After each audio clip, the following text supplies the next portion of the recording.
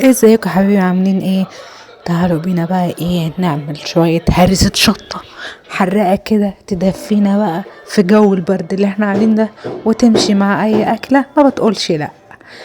هنا جبت طاسة فيها ربع كوباية زيت، وهنزل فيها مثلا تقريبا كده نص فلفل او اقل. هو فلفل احمر انا بشتريه وبعمله بحطه في الفريزر، بغسله كويس وبحطه في الفريزر وبطلعه على قد الاستخدام. طبعا انا بحطه هنا في الزيت وابتدي بقى يقلبه شمال ويمين. انا بحطه بالورقه الخضراء بتاعته دي، انا ما بشيلهاش غير بعد ما يستوي.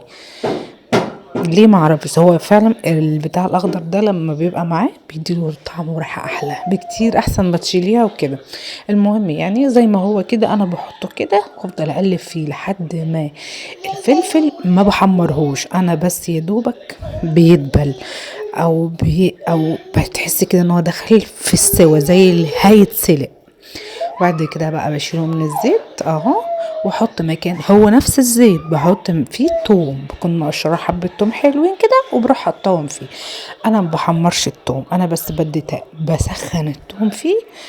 هو توم مش فروزن، هو توم طازه انا لسه مقشراه مش فروزن. فبقلبه بس تقليبه خفيفه كده، مجرد التوم يطلع ريحته بطفي النار وبشيله من على الزيت على طول. بعد كده بحطه في الكبة. هنا حطيت الثوم وهشيل بقى حتة الخضرة او العرف بتاع الفلفل، وابتدي انزل بالفلفل واحد ورا التانية في الكبة اهو.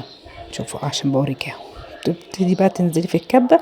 وطبعا الزيت اللي احنا كنا شغالين بيه ما بنرموهوش طبعا، هو اهو بنزل بيه فوق الحاجة بعد ما كله بيبرد او يهدى شوية.